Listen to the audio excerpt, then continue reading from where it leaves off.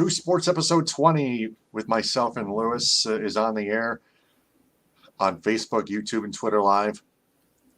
Lewis, let's recap that wild card series. San Diego beat the Mets. Yeah. I don't know about you, but I'm stunned. I'm not even a Met fan, but I thought for sure that the Mets were going to have an easy series against San Diego. It did not turn out to be that way, and San Diego ended up on the winning end. I just don't believe it. Yeah, and here's what's even more disappointing if you're a Mets fan. Yes. For Mets fans everywhere, their team, the Mets, had a 10.5 game lead over the Braves in the NL East. Yes. And they blew it. And Big time. Yeah, and they settled for the wild card, and now they lost in 3 games to the San Diego Padres, and their season is over. Just like that. I mean, God you had in the bag in July and everything, and thought it was going to be a shoe-in. I thought maybe you were going to get to play in the NLCS and play against the Dodgers, but Atlanta caught up and made all the right moves, and the Mets just collapsed. In September, they had a September collapse, and that was it. Their worst since 2007, when they had a 7-game lead going into the final weekend, and choke signal and lost. Yeah. Cleveland and Tampa Bay, the Guardians and Rays, even though it ended in 2 games, both games were good, really good. The first one was a pitcher's duel, 2-1 Guardians, and then the second one went to 15 innings. In one of the most boring games I could possibly imagine. Unless you like that kind of game where it's nothing going in the 15th inning in a pitcher's duel. If you like that kind of game, okay, fine. But me, I'm more of a fan of offense. You know, that was just like too slow and boring. Draw your own conclusions, though, folks. Yep. And then in game 1 of the Phillies-Cardinals series, the Cardinals... Another shock. Yeah. 9th inning, 6 runs allowed. Phillies, wow. Another shock in that series because I didn't think Phillies had much of a chance at all. You know, they swept the Cardinals. Yeah, I mean, sweep. And Pujols is done, supposedly. Yep. Just like that. I don't know. I'm just hoping that maybe he'll change his mind and come back. I mean, he has 703 records, home runs. You know, maybe try to surpass Ruth, whatnot. So maybe I'm hoping he's going to come back. I know everybody thinks I'm crazy for saying that, but, you know, I'm just hoping that could happen. Well, got to keep our eyes on the news, right? Oh, I do. Yeah, but chances are he'll stay retired, as far as I know, as of right now. Well, wishful thinking. Yep. And then the Mariners-Blue Jays series. I mean, the Mariners dominated game 1. Don't get me wrong. But the Blue Jays, they coughed up an 8-1 lead and lost. You would think that game was in the bag. Swept. The game was in the bag, 8-1, and then what happened? I'm like, what the hell? Yeah. Urinating Tree did a video each on the Blue Jays and then the Mets. Yeah. I got to send them to you. Literally, go ahead, man. Please. Okay, please do. Yeah. Yeah. Good old Urinating Tree. Yeah. Yeah, I'm going to send them to you on Messenger. Okay. So the NHL regular season starts tomorrow.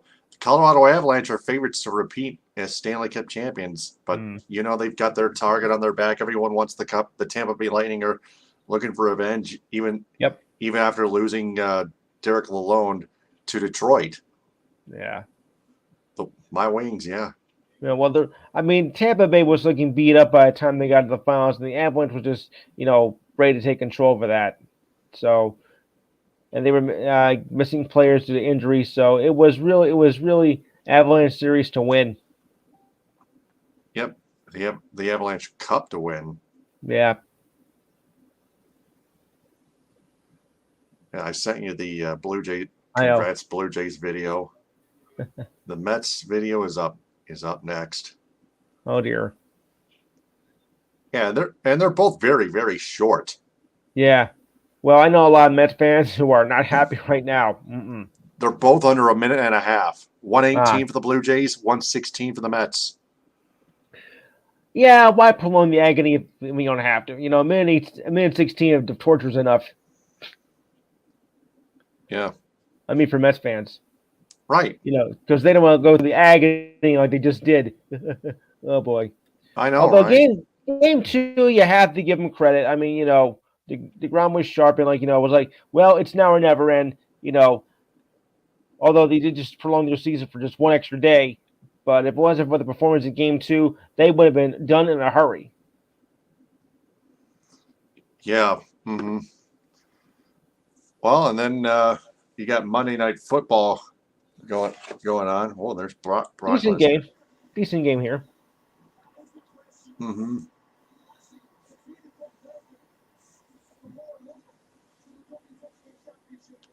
Brock Lesnar's going to face Bobby Lashley. Oh shit! Right now on Monday Night Raw. But speaking of Monday Night Football, Raiders and Chiefs. The Raiders have a lead, have a 20-10 lead at halftime. Whoops. Yeah, but Chiefs are threatening. Yeah, they're coming back. That was a roughing the passer call that fans disagreed with. Yes, and they should. Yeah, you saw that one too. I missed it, but I'll take their word for it. Yeah. As Urinating Tree calls it, ref ball. But yeah. Yeah, ref ball. Yeah, it happens everywhere in the NFL. Especially nowadays. It doesn't go against one team. It never goes against one team in particular. It just happens everywhere. That's it. Yeah. We have an update here. Yeah.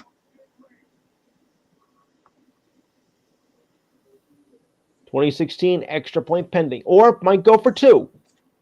Oh no, I think you go for the extra point. Go for the extra point. Yeah, too early.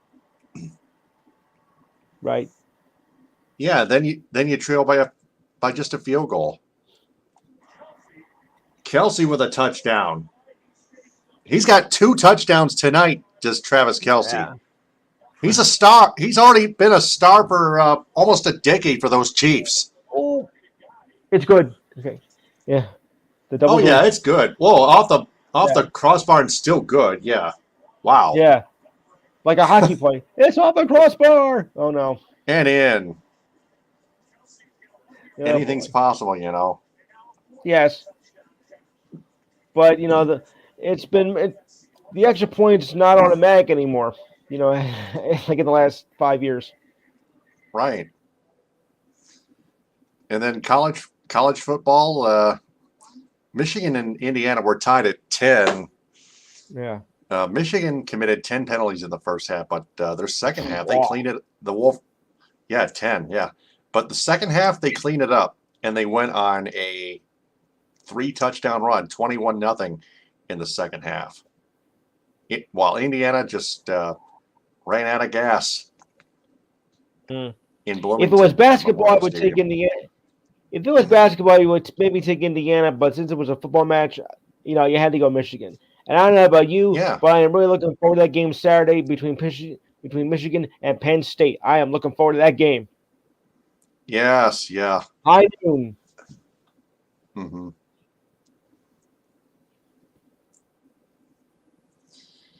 Yeah, I'll work 8 to 1, and then I'll come back home and watch the rest of this one.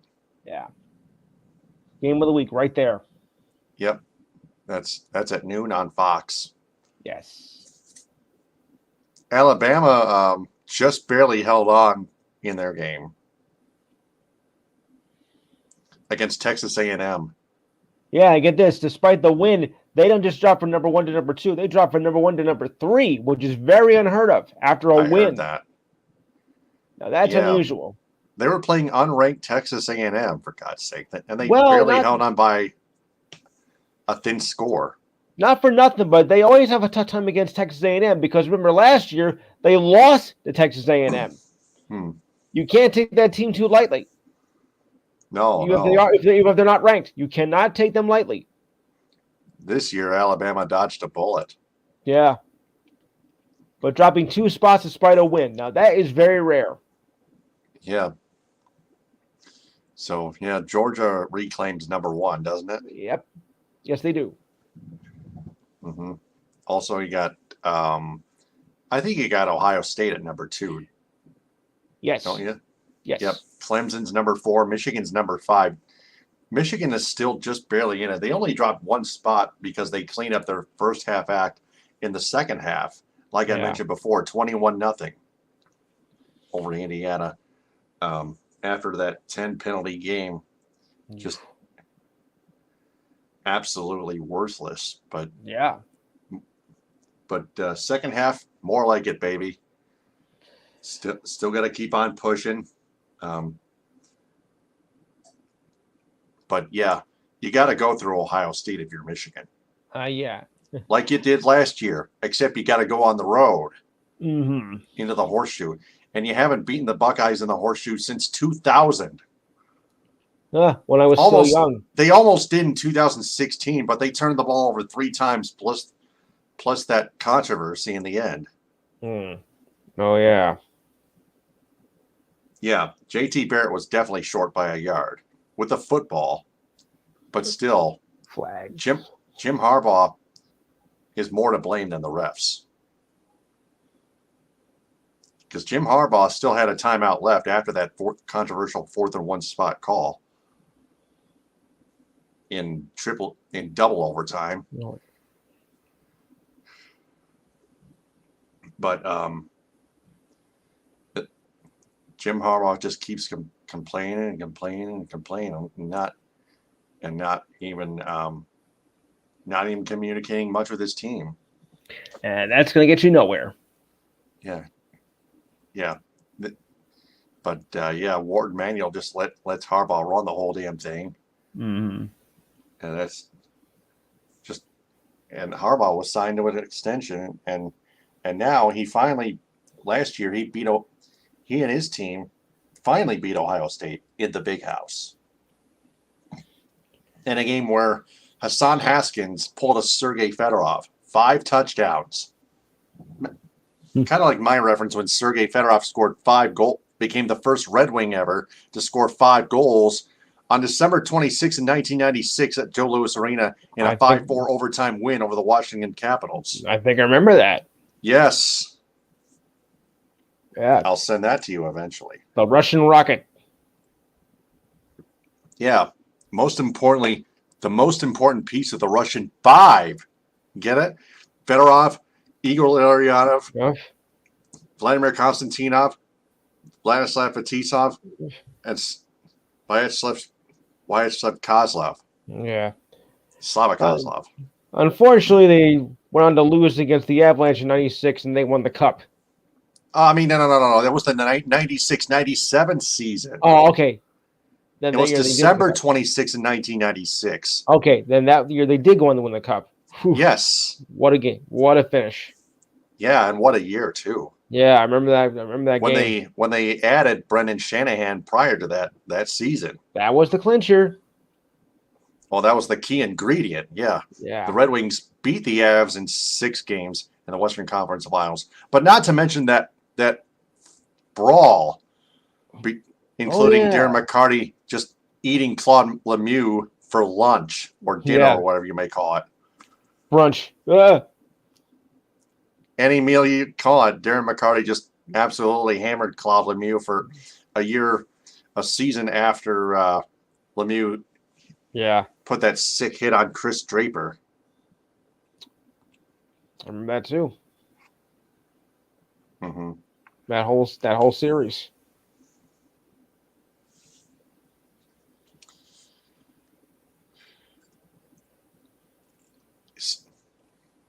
Yeah, and then the rivalry continued on for the next few years, but it can't last forever, you know. No. Yeah, and then McCarty and Lemieux finally fought each other on November 17th of 1997. It was the 1997-1998 year. Mm-hmm. And then Patrick Waugh fought with Chris Osgood a year after he fought with Mike Vernon. Remember those two goaltenders going at it? Yes.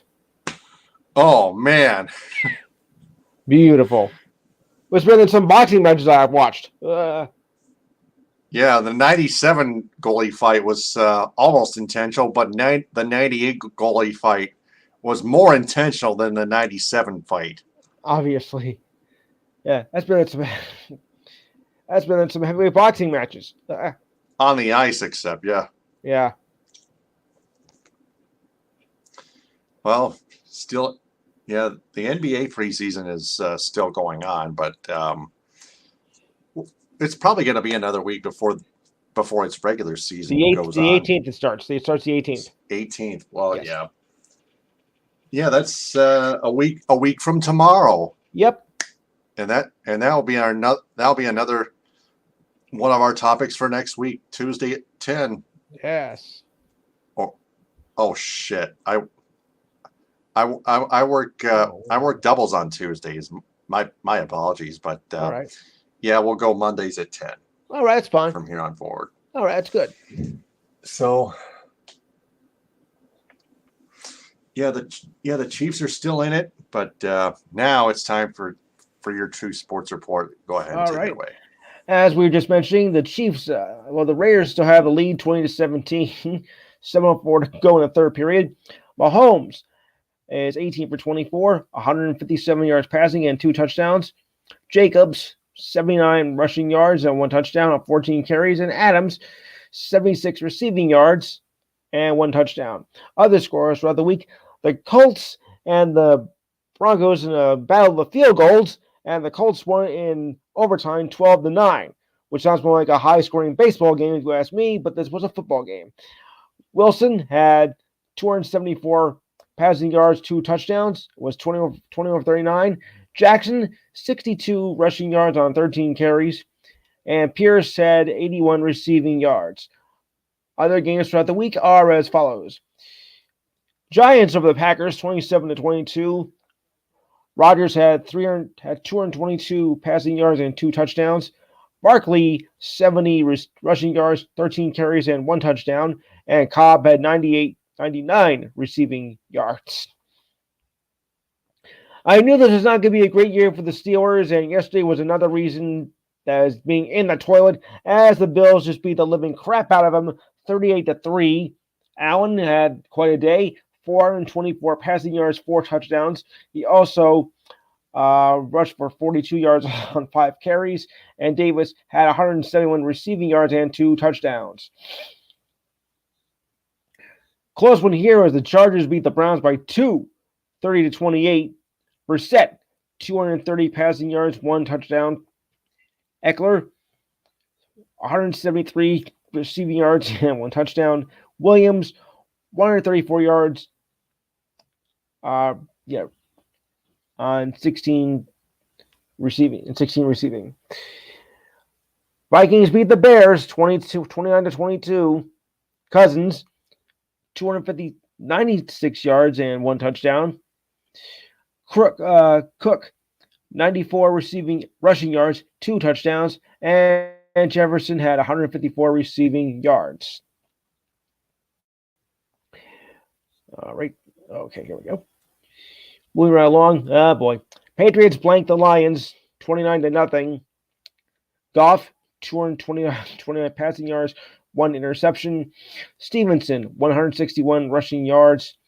Myers, 111 receiving yards and a touchdown. What do you think of Dan Campbell's decision to go for it on 4th and 9 with 3:40 something left in the second quarter? Taking a big risk.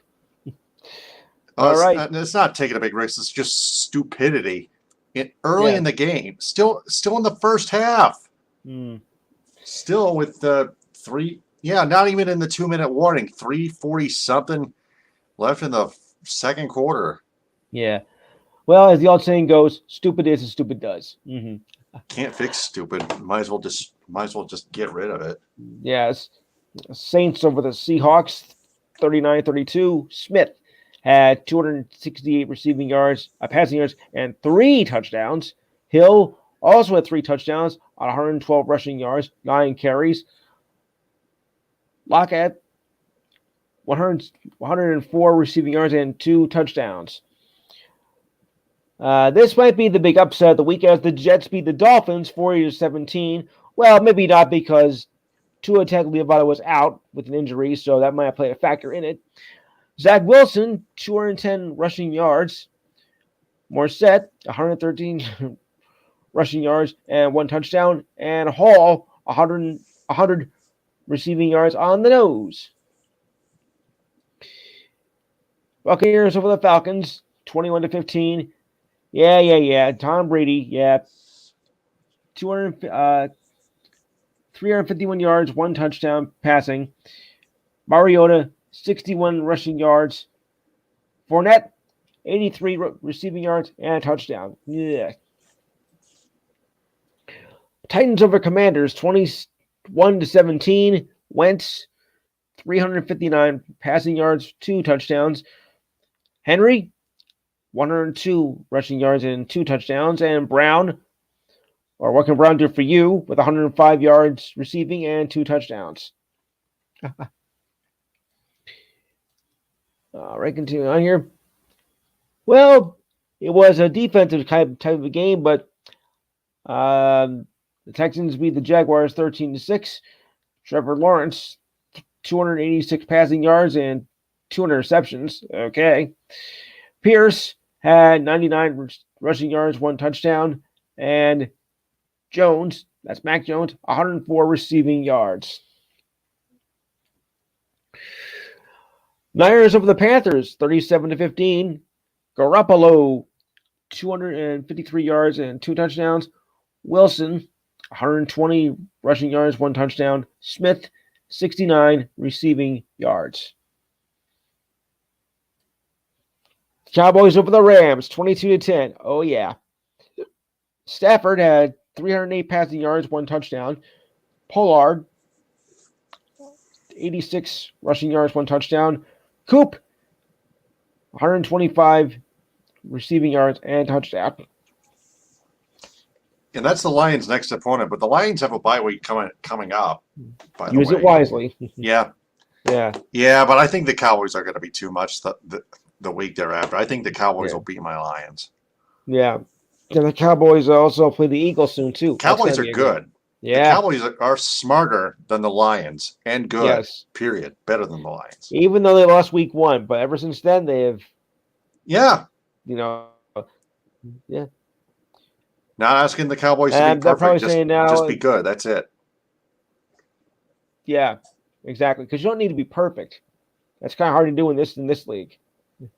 All right. Well, the Eagles are still the only unbeaten team as they held off to beat the Cardinals last night.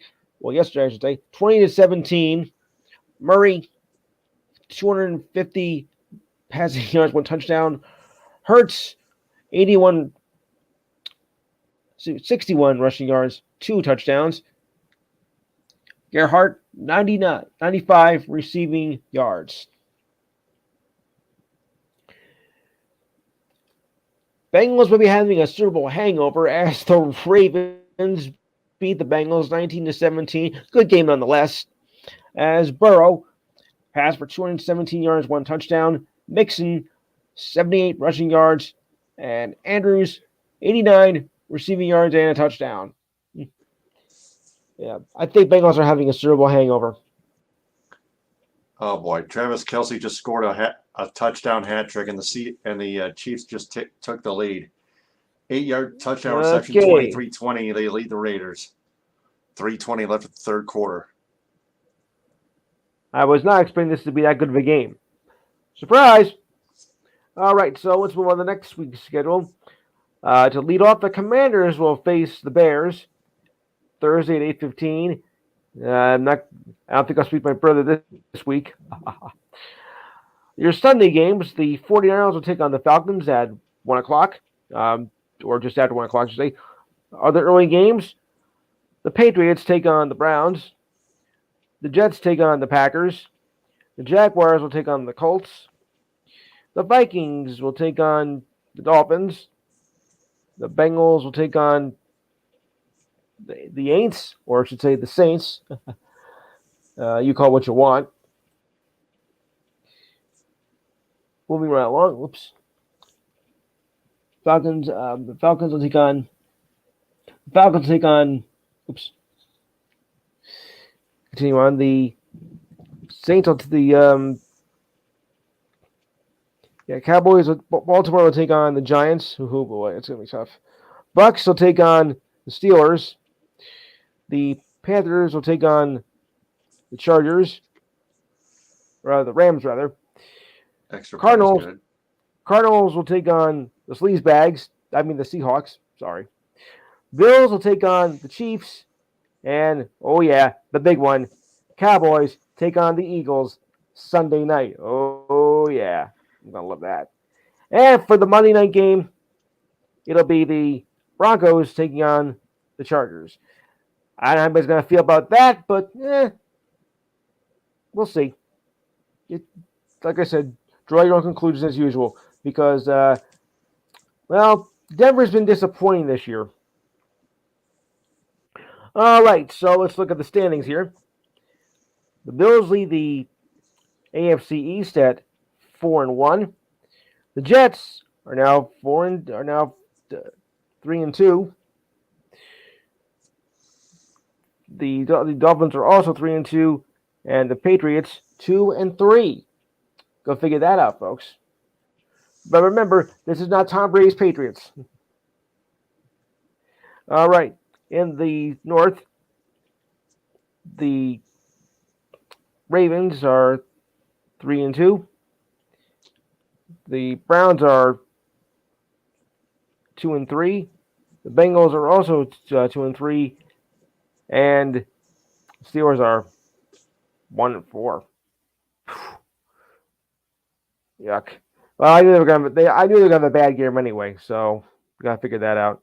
To the South, Titans are 3-2. Colts are 2-1. Jaguars are 2-3, and the Titans are 1-3-1. To the West, Chiefs are 3-1, pending outcome of this game. The Chargers are 3-2.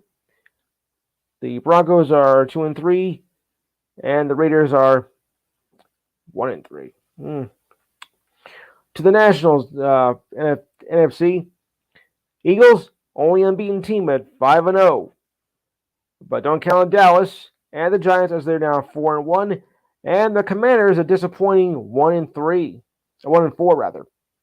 Oof. Moving along to the North, the Vikings are 4-1.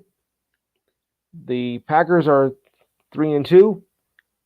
The Bears are 2-3, and unfortunately, your Lions are 1-4. Sorry. To the South, the Bucks are 3-2. The Saints are 2-3. Also, the Falcons are 2-3, but it is an improvement from previous years. And the Panthers are 1-4. To the West, the 49ers are 3-2. The Chargers 2-3, as well as the Cardinals and the Seattle Seahawks.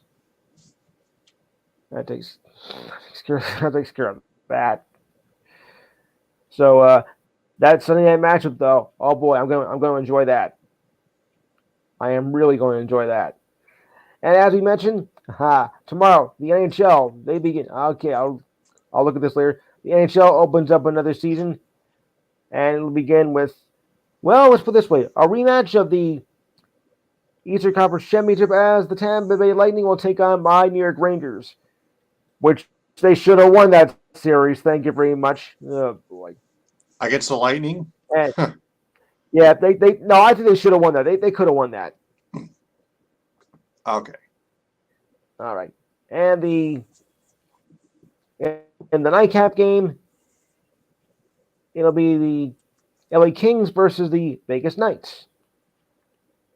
That'll be the 10 o'clock game. Golden. Yeah, Vegas. Well, okay, but some say just say Vegas Knights, but you're right, Golden Knights. Which should be I think, a very entertaining matchup. Is that on ESPN Plus? So it's on It's on regular ESPN. Oh, regular. Good. Yeah, well, it is opening night after all. Yeah. Yeah. I think ESPN Plus is only like on certain nights of the week. But ESPN's got because I think they got like a 30 game schedule. Then TNT does the rest, and TNT is going to cover all the finals this year. If you got TNT, you're in luck. If you don't, I'm sorry. I have TNT. I got DirecTV. Okay, then you're in luck. All right, so as we begin the NHL schedule tomorrow, it goes like this. The Lightning take on the Rangers. That's a 7:30 game, and the Knights take on the Kings at 10. Well, give or take a few minutes because opening night usually runs a little bit longer. Wednesday openers. Blue Jackets take on the Hurricanes at 7. Also at 7 o'clock are the Leafs versus the Canadiens, and the Bruins take on the Capitals. 9:30, the Blackhawks take on the defending champion Avalanche. 10 o'clock, the Kraken take on the Ducks, and the Canucks take on the Oilers, also at 10. Thursday, Senators take on the Sabres. Oh boy, the Sabres at 7 o'clock. Diane's Devils take on the Philadelphia Criers at 7 as well. That's my significant other. The Coyotes take on the Pens at 7 o'clock. 7:30, the Panthers will take on the Islanders. The Capitals will take on the Leafs. Rangers take on the Wild, which I think is their opener. The Stars take on the Predators at 8:30. Avalanche take on the Flames at 9:30. The Blackhawks take on the Knights at 10, and the Kraken take on the Kings at 10:30. And the NBA will open up its schedule next Tuesday. So we'll take care of that stuff next week.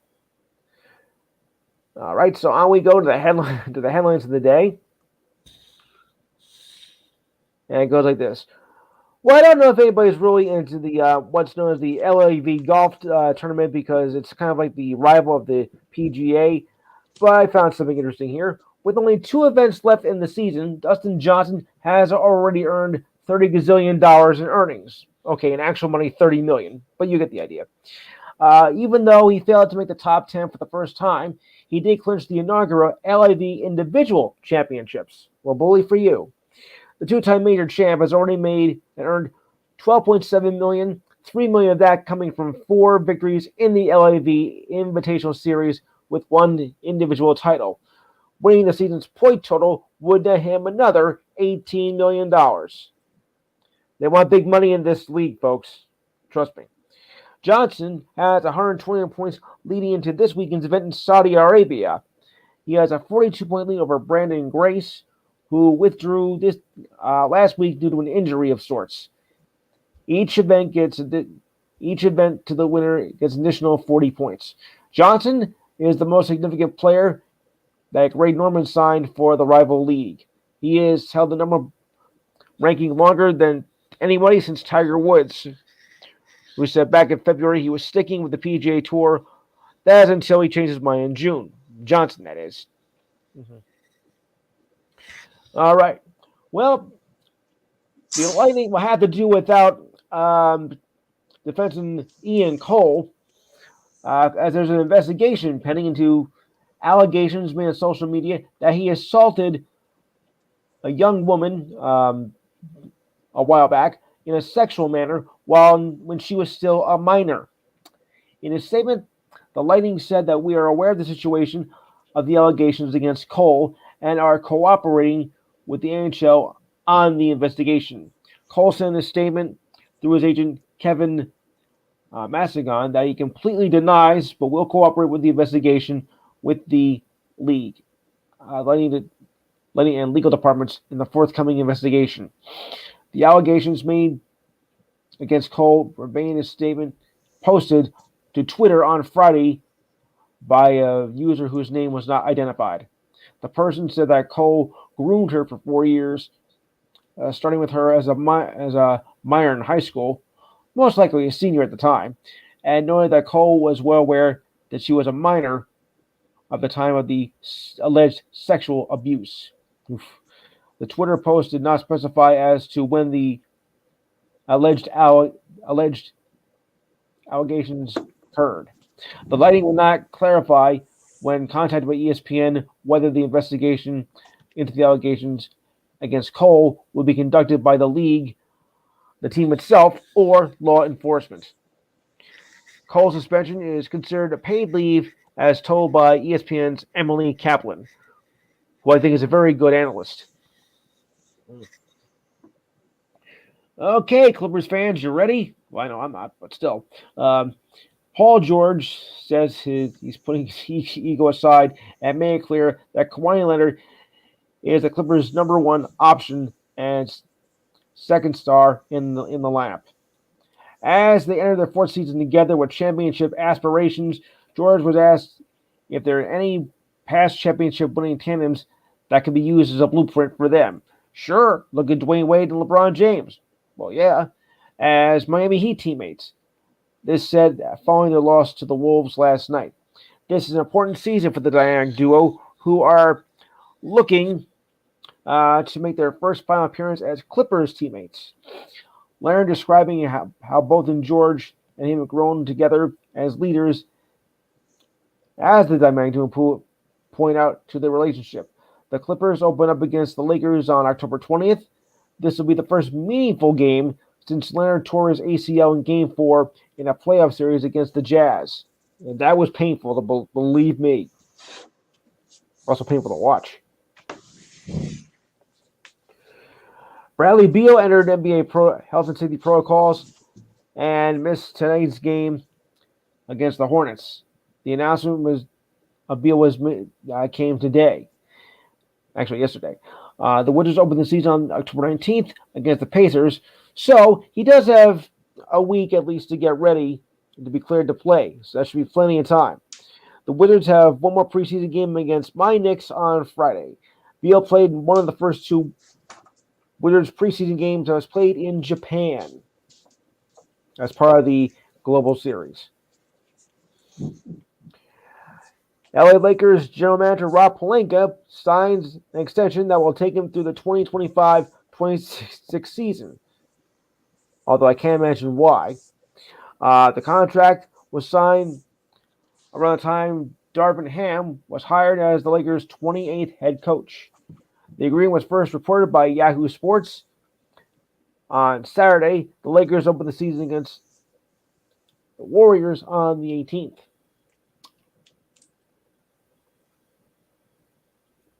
Moving right along. All right. Oops. Oh, and just to make a note, I know that you probably are working on time, but my show is moving to 4 o'clock now on Saturday starting this week. Just in case if you guys are interested. Okay, Orlando Magic point guard Jalen Suggs, according to the Magic, he suffered a bone bruise and a left knee capsule sprain. Ugh. It's a relief that there is no serious injury, as Suggs told reporters. A timeline will depend on how well he responds to treatment. Suggs needed help off the court and into the locker room after a collision with Dorian Finney-Smith in a preseason loss before going through an evaluation. Well, at least it's not a serious injury, so we're thankful about that. And he underwent an MRI in the game and left with a lower leg injury. X-rays, though, were negative. So, thankfully on that.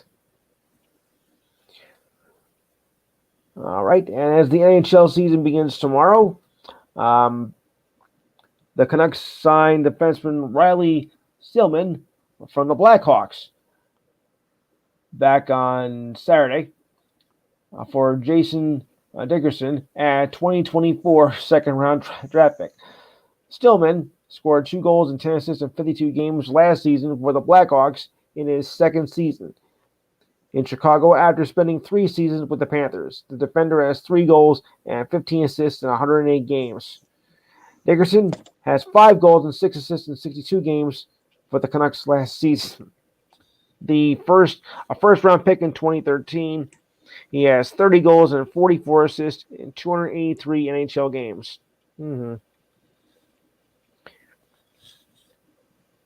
And the Flames signed defenseman Mackenzie Weegar to an 8-year, $50 million deal. That was announced by the Flames on Friday.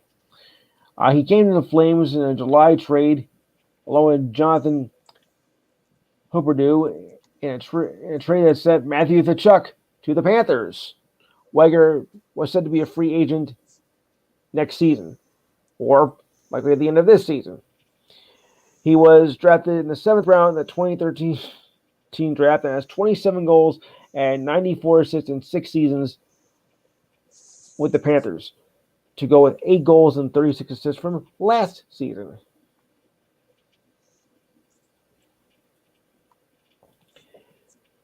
And Villanova freshman and NBA hopeful Cam Whitmore will undergo surgery on his right thumb that he injured in practice on Wednesday. The school made the announcement on Friday. Whitmore will be evaluated again next month. He is a small forward at 6'7". If you want to call that small, go ahead. We'll be evaluated again next month. From Spalding, he's from Spalding, Maryland, and is 21st on the ESPN prospect list. He earned the McDonald's All-American honors, excelled at the under-18 FIBA tournament, averaging 18.7 points per game, 6.3 rebounds, shooting 70% from the arc, and 45.4% from three-point range, as the U.S. took home gold. Hey, we're not fooling around here, guys. Yeah. Dennis Schroeder flew from Germany to Los Angeles after missing a week and a half of Lakers training camp. Schroeder signed the vet minimum contract with the Lakers last month after an impressive showing at the FIBA Euro basketball tournament. He had issues with his work visa, which has since been resolved, and that was the reason for his delay right there. Continuing on. Schroeder played in 61 games for the Lakers in the 2020-2021 season, averaging 15.4 points per game, 5.8 assists, and 1.8 steals. Last season, he split his time with the Celtics and the Rockets, averaging 13.5 points per game and 4.6 assists. The Lakers played a doubleheader against the Warriors in San Francisco this weekend. It is believed that he did not play in either game.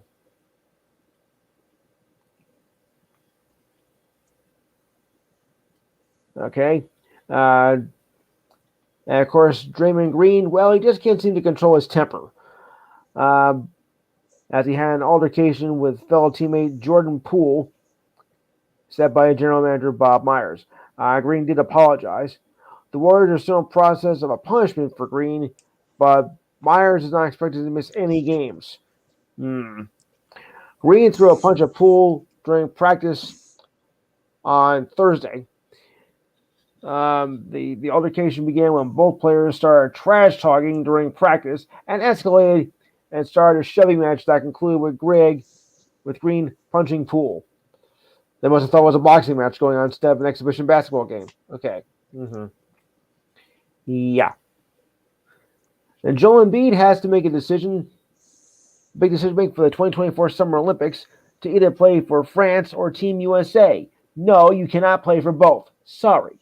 France still hopes to have Embiid, who is the league's scoring champ, and hopes he'll play for the country, even though he recently became a U.S. citizen. For those of you who don't know, Embiid was not a U.S. citizen at the time because he was from Cameroon.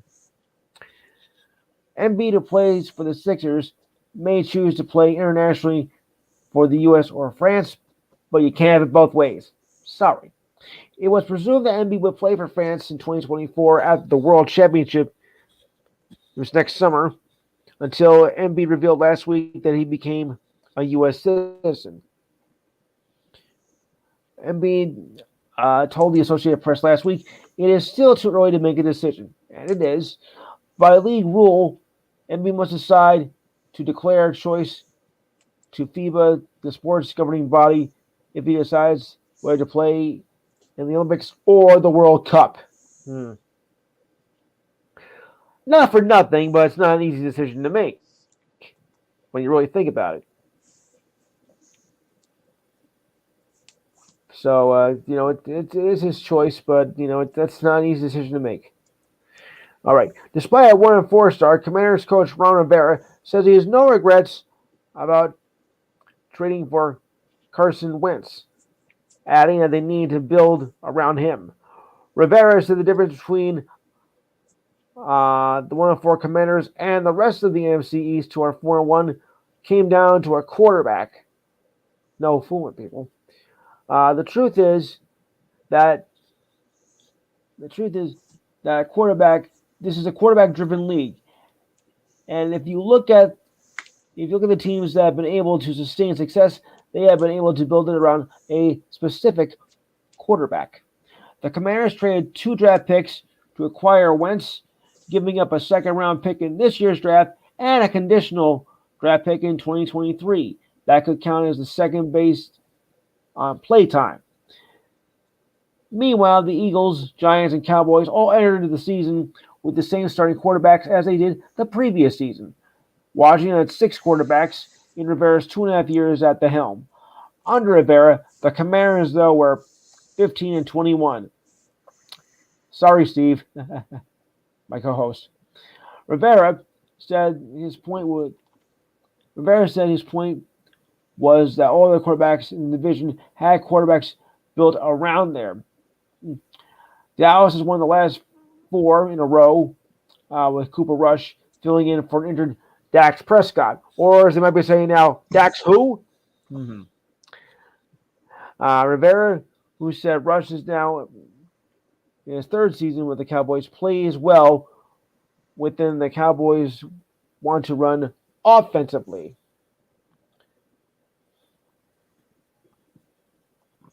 Seahawks running back Rashad Penny is out for the rest of the year after suffering a broken fibula and a fractured tibia in his left leg, said by Coach Pete Carroll. That's right, a double whammy. Penny's injury will require surgery, as of course that's what we expect. This will be a handful, a hallmark for what is known as the fib-tib incident. He broke his fibula and cracked it, but his high ankle sprain element is what makes it more difficult. And there is a certain surgery that they do to connect and tighten the bones. Carroll said that on Sports Radio 710 in Seattle this morning. Penny, who broke out last season after an injury-filled start to his career, went down at the end of the carry in the 3rd quarter in a losing effort to the Saints. He hobbled to the Seahawks bench with assistance from someone on both sides of him, unable to put weight on his left leg before being carted off to the locker room. Perry was hanging his head as he was being tended by the medical staff. And it's 24-23 right now. Chiefs over the Raiders in the 4th quarter. 9.5 to go. Wow, what a game. Panthers quarterback Baker Mayfield will miss a few weeks due to a high ankle sprain. Sources told ESPN. What a bum. He really is. Mayfield suffered the injury in a loss to the 49ers. The first overall draft pick in 2018 played most of the second half, but was late arriving to his post-game press conference after he was seen wearing a walking boot on his left foot. Mayfield said he felt a bit painful after the game. He said, I'm not exactly sure what it is, though. I'll find out more after the examination, which has probably already been done. So right now I'm dealing with the pain and getting used to the boot. P.J. Walker is expected to start Sunday's games as the Panthers will take on the Rams. The Braves are in the postseason on a good note as they sign right-hander Spencer Strider to a 6-year, $75 million deal. That's today. The deal comes on the eve of facing the Phillies in the division series. That'll be tomorrow on Fox. Oh, yeah. And less than 2 months after they sign rookie outfielder Michael Harris Jr. to an 8-year, $72 million deal. His deal also includes a $22 million option in 2029 with a $5 million buyout. Ooh. How do you like that, guys? Slider opened up the season as a reliever, then solidified the Braves' rotation as the Braves won their fifth straight division title. Now here's the breakdown. He will earn $1 million in the 2023 and 24 seasons, $4 million in 2025, $20 million in 26, and $22 million in 27 and 28. And if he opts into his exercise to the 2029 season, the deal could be worth up to $92 million. Strider is the first pitcher in history to record 200 strikeouts and give up less than 100 hits. He went 11-5 this season with an ERA of 2.67 in 20 starts. He had 202 strikeouts and only gave up 86 hits this entire season. Wow. 49ers victory came at a cost as cornerback Emmanuel Moseley tore his ACL in his left knee. An MRI confirmed that today, sources told ESPN. What a way to win a game, though. Moseley will have season-ending surgery to repair the knee he injured in yesterday's win over the Panthers. Moseley had an interception return for a touchdown and 2 pass breakups before the injury.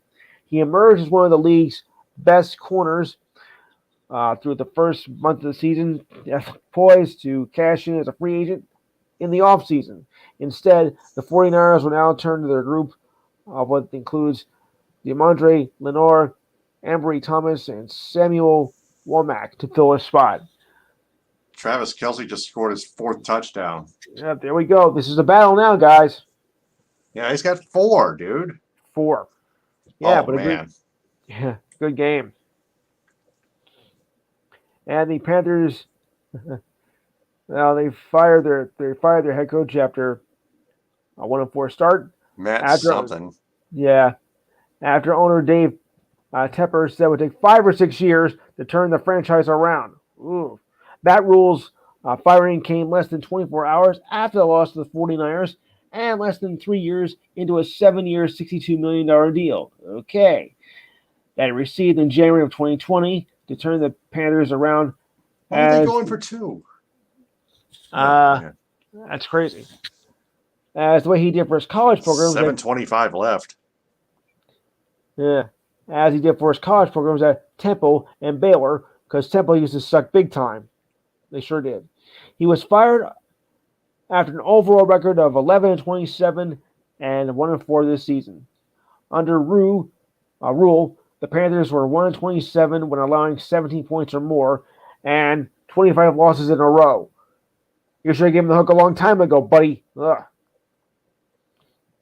Why would you wait that long? His previous head coaching position was with the Arizona Cardinals in 2018, and that was a disaster as well, as he was fired after one season after going 3-13. And Tepper said he still believed him despite the record. Actually going to him. What the hell were you thinking? And it was not a beautiful day in Mr. Rogers' neighborhood yesterday, as Aaron Rodgers was not happy with the locker room, with the talking locker room after they lost to the Giants yesterday. Packers cornerback Jari Alexander said he was not worried about the defense despite the collapse that led to the loss to the Giants yesterday. He said, "I'm not worried about the loss this week, but I will be worried if we lose to the Jets at home this week. I'll be a happy camper, though. But this is a new situation for everybody, new circumstances, sleep patterns, and a whole other kind of adjustment over in London." Rodgers, who embraced the trip all week, did not like the message and did not single out Alexander. "Frankly, I don't like all this discussion about losing next week." Rodgers said, "I'm a firm believer in the power of words, and we need to check ourselves on because talking about will not win us games." Mm-hmm. There were conversations about it in the locker room, and I did not like it. Ja is my guy, but we don't need to talk like that. The Packers were favored against the Jets, but they were also favored against the Giants yesterday, as they were a 9-point favorite, which is the biggest upset of the season so far in the league, and the worst loss since Week 13 of 2018 that resulted in the firing of Mike McCarthy as the head coach back then. Mm-hmm. And as we've mentioned, the Padres upset the Mets in a 6-0 shutout last night. The stakes were high in a winner-take-all finale in front of a hostile crowd at Citi Field at when the Mets play. The Padres needed a strong start from starting pitcher Joe Musgrove, as Musgrove contemplated a 5-year contract with the Padres. Awarded him in August. He felt the weight of his team's shoulders falling onto his shoulders.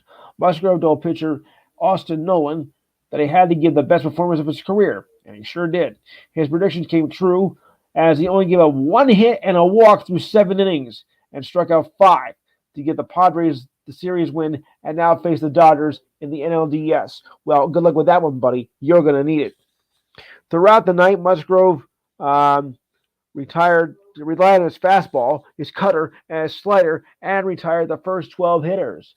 The Mets struggled to find offensive momentum against the Padres as Pete Alonso got the only hit on the Mets in the 5th inning. Mm-hmm. The odd moment came in the 6th when Uncle Buck asked for a substance check on Musgrove as pictures circulated and online while the Padres starter's ear was starting to shine, but nothing was found. Okay, that's a little weird right there. Mets fans followed the expression with lots of booing in unison and shouted "cheater" throughout the stadium. Yeah, and they say there's no cheating in baseball. Umpire Alfonso Marquez said nothing was found. Padres manager Bob Melvin took issue with the Mets, asking to check Musgrove for any signs of a foreign substance. After the incident was cleared, Musgrove struck out catcher Thomas Nido and gestured towards the Mets dugouts, swiping under his nose. Musgrove said the check by the Mets was a last effort to get me out of the game. Well, it didn't work. The Padres are making their second appearance in the division series since 2006. The only other time was the 2020 season in a loss to the Dodgers, who would go on to win the World Series that year, as we all know. That's going to be some. Yeah, it should be a series. And by the way, that game will be on Fox. The first game will be at 12:30 tomorrow. Well, actually 1 o'clock. So the early bird special, and that game is going to be on Fox. This is the first time since 2006 they are having a divisional game series shown. Huh. And the Yankees will take on the Guardians as well at 7:30 tomorrow. And there's the Guardians, played a tough series. An easy series rather, but I don't know how it's going to stack up against when they play the Yankees. But of course, I will keep my eye on that, as well as the Rangers Lightning series, because I'm also looking forward to that. Other games tomorrow are as follows. The Mariners will take on the Astros at 3:37. I'll call it 3:40 for crying out loud. And the nightcap, the Padres will take on the Dodgers at 9:37. For the record, the American League Division Series will be on TBS, and the National Division Series will be on either Fox or Fox Sports 1. Just to be sure if you're keeping track at home. All right, so that's enough of my rambling. I'll turn back over to you. Yeah, I just finished watching D-Generation X Showboat to end Monday Night Raw. Oh. Perfect timing. All right. Yep. So, yeah, this was True Sports episode 20. That being said, he's Louis Tenor. I'm Taylor Phillips. We'll talk either Monday or Tuesday. Louis, I'll let you know about it. All right. Ta-ta. Hit him with a Hein. We rest our case. Good night, folks.